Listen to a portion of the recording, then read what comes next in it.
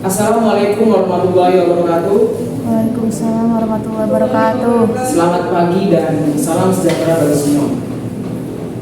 Hadirin yang saya hormati, pada kesempatan yang berbahagia ini, izinkan saya menyampaikan sebuah gagasan yang kiranya relevan untuk kita renungkan bersama, yaitu tentang kurangnya pendidikan sastra di sekolah dan dampaknya terhadap generasi mendatang. Hadirin sekalian, sastra bukan sekedar rangkaian kata indah dalam bentuk puisi, cerpen, atau novel. Sastra adalah cerminan jiwa bangsa, media untuk memahami kompleksitas manusia, dan jendela menuju berbagai dimensi kehidupan. Melalui sastra, kita dapat mengenal beragam nilai, budaya, dan pengalaman yang memperkaya wawasan serta memperhalus budi pekerti. Sastra merupakan suatu bentuk kebudayaan dalam berbahasa. Pada tiap kebudayaan memiliki pola budaya sastra masing-masing, terlepas dari perbedaan bahasa, wilayah, dan adat istiadat. Dalam ruang pendidikan, sastra merupakan medium yang dapat mengemas pesan moral, etika, dan nilai-nilai kebudayaan sehingga menarik bagi peserta didik. Namun, sungguh disayangkan, perhatian terhadap pendidikan sastra di sekolah-sekolah saat ini masih sangat minim. Pada era pendidikan saat ini, sastra dipahami sebagai sesuatu yang rumit, sehingga berdampak pada kurangnya pendidikan sastra pada sekolah-sekolah.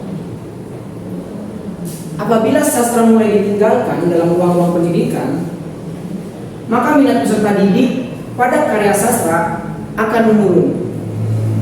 Dan hal ini ditakutkan akan berdampak pada lestarinya budaya berbahasa kita, dan bahkan pada nilai-nilai apa yang akan tersampaikan pada peserta didik, mengingat berkurang media sosial hari ini begitu sangat masif dengan skala global.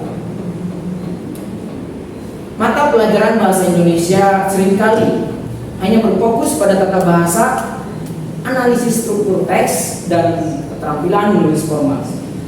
Sementara itu, apresiasi terhadap karya sastra seringkali hanya menjadi sisipan kecil dalam kurikulum yang padat. Lalu apa dampaknya, teman-teman?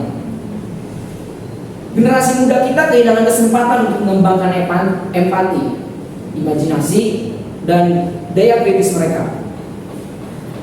Sastra memiliki kekuatan untuk membawa pembacanya ke dunia lain, memahami perspektif yang berbeda, dan merasakan emosi yang mendalam.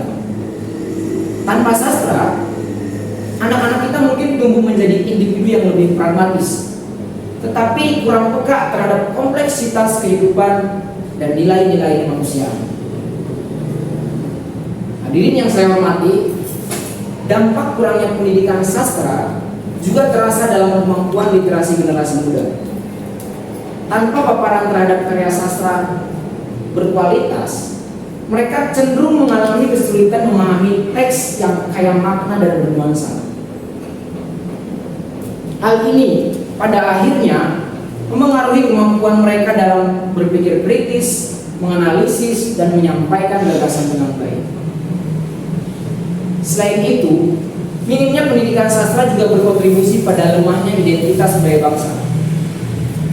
Karya-karya sastra klasik Indonesia seperti Siti Nurbaya, karya Marah Rusli, atau Laskar Pelangi, karya Andrea Hirata, tidak hanya mengajarkan nilai-nilai moral, tetapi juga memperkenalkan budaya dan sejarah bangsa kita.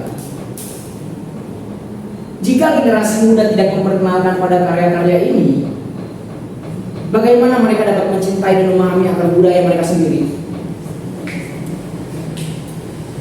Hadirin sekalian, kita semua memiliki peran untuk memperbaiki kondisi ini.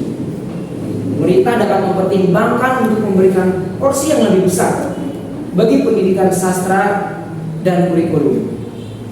Guru-guru dapat mencari cara kreatif untuk menghidupkan karya sastra di dalam kelas. Dan sebagai orang tua, kita juga dapat mengenalkan anak-anak kita pada karya-karya sastra sejak dini. Mari kita jadikan sastra sebagai bagian tak terpisahkan dari pendidikan, agar generasi mendatang tidak hanya cerdas secara intelektual, tetapi juga kaya dalam rasa dan makna. Karena pada akhirnya bangsa yang besar adalah bangsa yang tidak melupakan jati dirinya, yang terukir dalam karya-karya sastranya. Demikian yang dapat saya sampaikan. Semoga pidato ini dapat menjadi pengingat dan inspirasi bagi kita semua. Terima kasih atas perhatian Bapak dan Ibu sekalian. Wassalamualaikum warahmatullahi wabarakatuh.